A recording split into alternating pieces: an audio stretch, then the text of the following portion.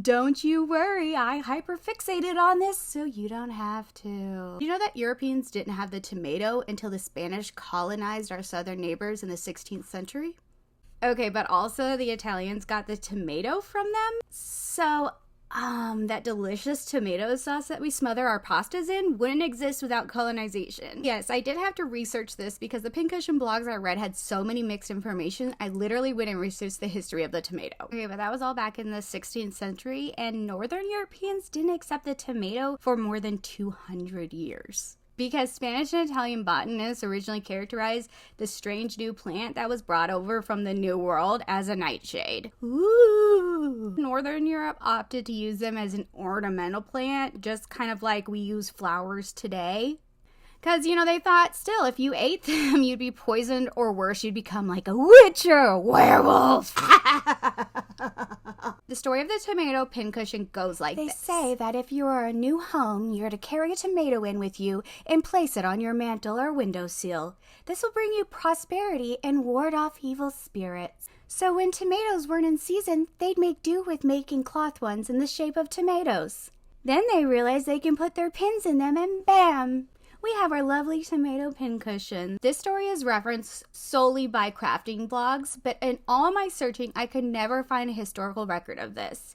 To me, it seems odd that it would be a forbidden food, then randomly become a sign of quite the opposite at the same time. One thing is for sure, the pincushion historically was absolutely used for using pins and needles. Okay, but what is that thing that dangles from it? Is it a strawberry or is it a chili? This was in no craft vlog that I could find, really, period. It makes sense to our modern palates that it would be a chili. But when you find the actual truth, even I had to agree. It's a strawberry. It, in fact, is filled with emery powder to sharpen and remove rust from old needles. And it was actually mass-produced well before our beloved tomato pincushion. My conclusion is that they were a marriage of convenience. You could use the same fabrics and they worked well together. Simple as that. Let me know what you think in the comments. The conspiracy theory. My little pincushion, I swear it is eating my needles, and I'm gonna cut this biatch open.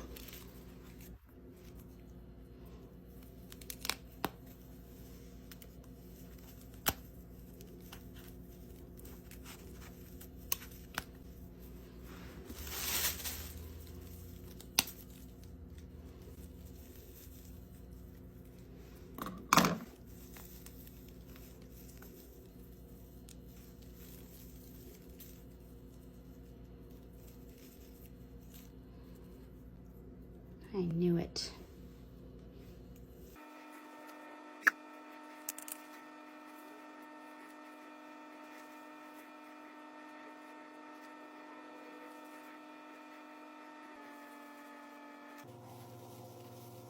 I knew it.